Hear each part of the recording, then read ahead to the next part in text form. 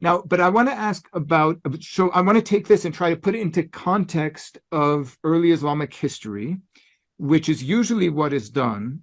And, even certain studies that have been on carbon dating are pretty quick to then compare their results with the traditional narrative or with the traditional narratives of the codification of the Quran, which, as many of our viewers will know, the traditional report is that there was one, there's certain stories which involve Abu Bakr, the first caliph, reigns from 632 to 634, bringing together the Quran on writing, on suhuf, on individual sheets.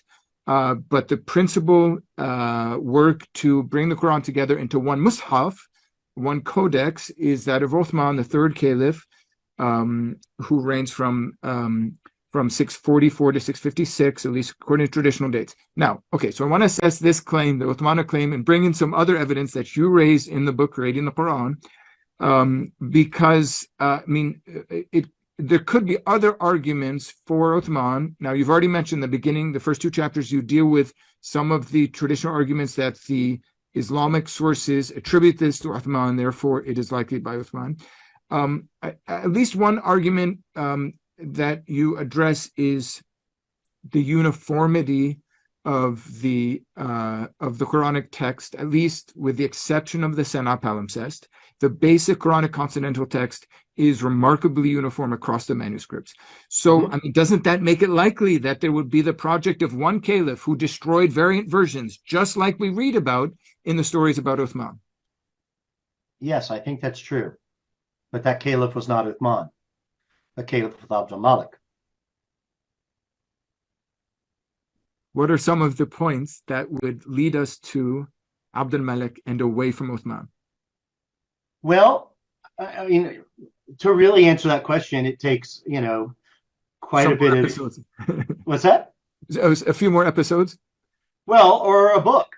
And to get really the full answer, I'd look at the first two chapters of the book, where it's laid out in some painstaking detail. The truth of the matter is this attribution to Uthman is not uniform.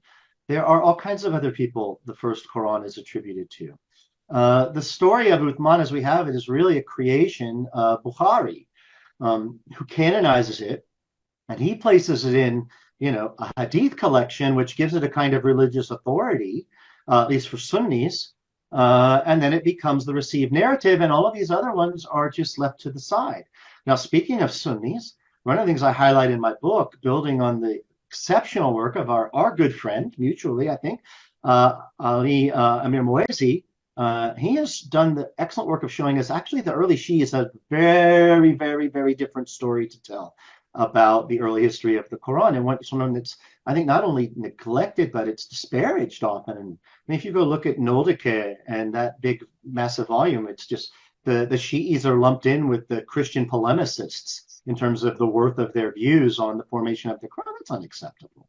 Really, that's unacceptable. We need to do better than that. There's a lot of noise around who was the first person to collect the Quran. We look outside of the Hadith collections. We look to the historians, which I do in the book, following up. And here's another name everyone should know: the great work of Alfred de Primar.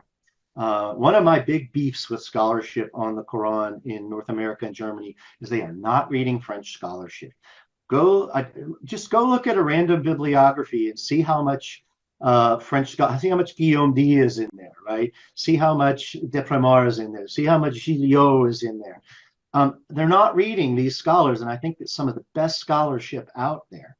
So, and de Primar, I think, was the greatest scholar of the Quran in the 20th century.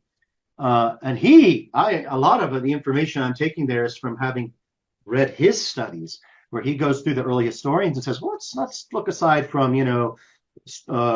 sources about the Quran, sources about Hadith. Let's look at what the early historians are saying. Sometimes they don't mention anything about Uthman having anything to do with the Quran. How is that possible if it's like well known to everyone that Uthman did this? Another issue, we were talking a little bit about this before. Could Uthman have even possibly done this? Did he have a state apparatus? This is a point, I'm doing a lot of name dropping here, but hey, a lot of what I've done is not my own stuff. I'm building on the work of a lot of other colleagues who've done exceptional work in trying to do critical reason, yourself included, I might add. Boy, don't let me forget to say that.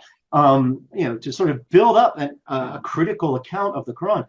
Guillaume D has some excellent stuff in French in his Quran des Historiens about what it takes to canonize a text.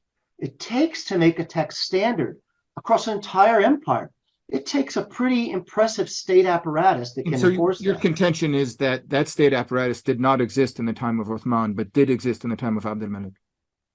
My sense is that is a very widespread consensus among scholars studying the emergence of the early Islamic State. There is some thought that maybe around Muawiyah something is starting to come into view, but if there is, there's nothing like what we see with Abdulmalik. That is when we really have a very powerful state, a state that could do something like enforce a canonical Quran. And we have accounts of them doing this. We even have an account that tells us how much they compensated someone when they stole their Quran and confiscated it and destroyed it. But this is another thing with why I think we need to give a lot more credibility to the account of Abdulmalik. There is a very widespread account that Abdulmalik and his functionaries did a lot to edit the Quran. This is not really up for any debate. That is in the tradition. Question is, what did they do? Right? Well, so those who say, oh, well, the Quran was already in place. Oh, well, he added a couple diacritical marks. Oh, maybe there were some vowels put in. So you're referring to the work of Hajjaj and the so-called Second Masahif project. Correct. That exactly. So this is pretty universally attested, although second I might dispute. Right? A couple points with this. One is this is confirmed in the external sources, some of which are near contemporary with this activity.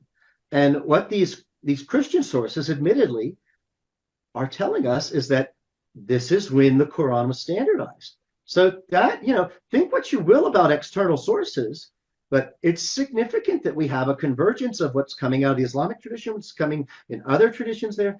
And then there's also the work, I'm forgetting, the great French manuscript specialist, Desroches.